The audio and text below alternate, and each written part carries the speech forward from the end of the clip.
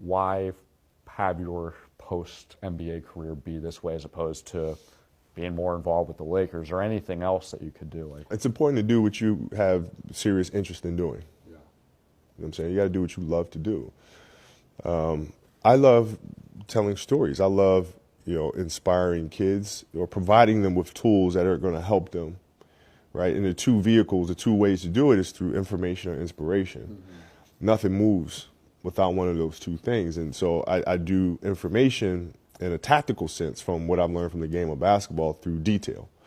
That is my way of giving back, not just to the game of basketball, but just to sport. When I can have some of the all-time greats from their different industries, Peyton Manning, Cormier, and some of these other big names that are coming down the road, give back to their game by sharing their insight and their knowledge at a very high level. So that's information for the next generation that can watch it at 13, 14, 15 years old and gain insight that might have taken us 20 years to get. Right? So that gives them a leg up. Then the other part of it is inspiration through our stories, through our series. How can we teach kids to process very complex things at an early age so that it gives them a leg up on life? Point you made is, on one hand, you had an audience because of who you are, but on another hand, there was, I guess, some skepticism because of the newness of it. How did you kind of try to sift through all that? Well, yeah, I mean, it's different. I mean, because the book market is, it's like hardcore basketball fans, man. You have like your few that are really passionate about it. Or like in music, you have really hardcore hip-hop fans that it's hard for you to penetrate that area. It's the same thing with books. You have librarians, you have people that are seriously into books and literature, and now here I come, and they're like, yeah, okay, another celebrity is like trying to do a book. That's cute, sort of thing. And, it was important to get writers that were established and editors that were established and like really love what they do. And that helps a little bit within the industry. And then them seeing the passion for the books that we make and the stories that we tell. And, over time, they can see that we take the art very seriously.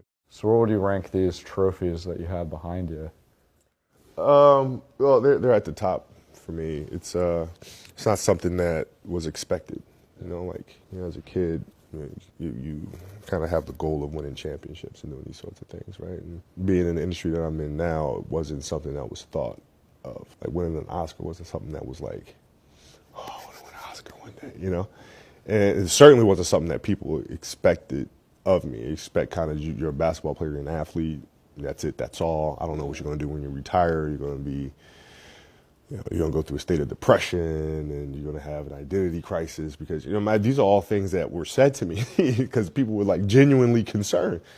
And so to be able to transition and be able to do these sorts of things it's at the top of the list. I think a lot of, at least, the Lower Merion folks and the writers and some of the Lakers, I think they're intrigued of like, what's next on your bucket list? What would you say that is? I mean, 5-10 years with everything you're doing? Well, our challenge now is taking books and making them into films, feature films, and in series. Some of which will be animated, some of which will be live action. So it's figuring out how to do that while understanding that owning the intellectual property is absolutely essential. Mm-hmm. And so that's our challenge. It's been fun to figure out the journey, but also extremely frustrating because things don't move as fast as you want them to, but that's okay.